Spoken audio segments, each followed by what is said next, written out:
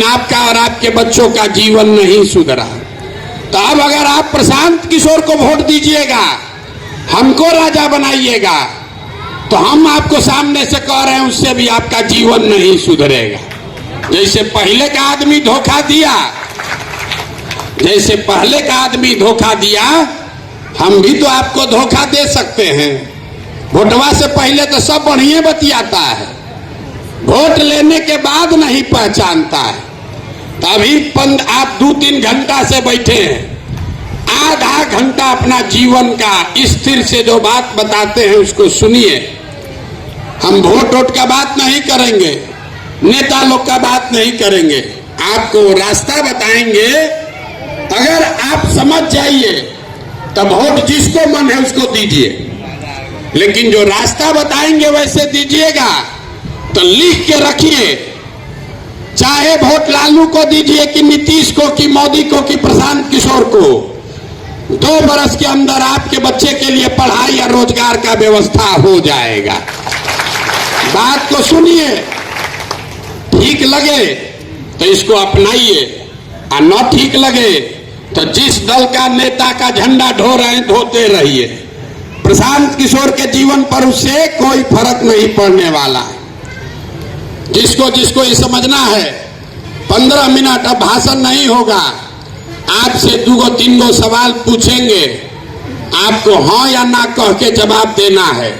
अब ये खत्म होगा तो आपको अपने आप समझ में आ जाएगा कि गरीबी से कैसे निकलिएगा।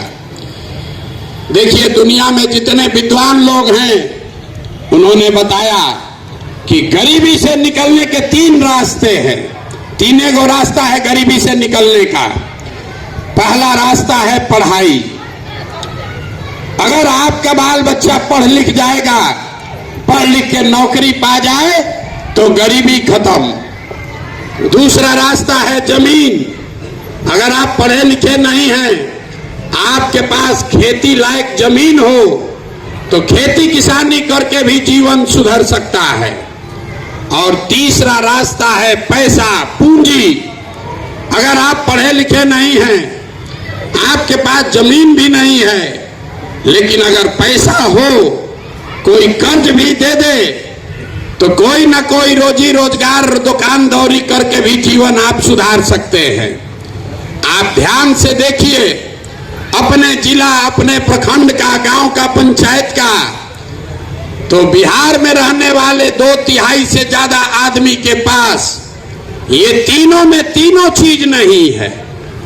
जो यहाँ गरीब है उसके बच्चा के पढ़ने का उपाय नहीं है।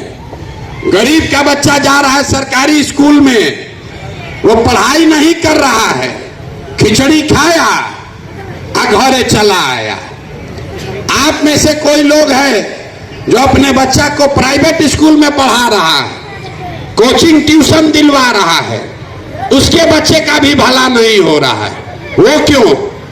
वो इसलिए कि स्कूल भले आप प्राइवेट में पढ़ा दीजिए, कॉलेज तो उसको सरकारी में ही जाना पड़ेगा। तो जो बिहार में व्यवस्था है, इसमें स्कूल में खिचड़ी बट रहा है और कॉलेज में डिग्री बट रही है, पढ़ाई दोनों में कहीं नहीं हो रहा। तो जब आपका बच्चा पढ़ेगा ही नहीं, जब आपका बच्चा पढ़ेगा ही नहीं, तो मोदी बन जाए कि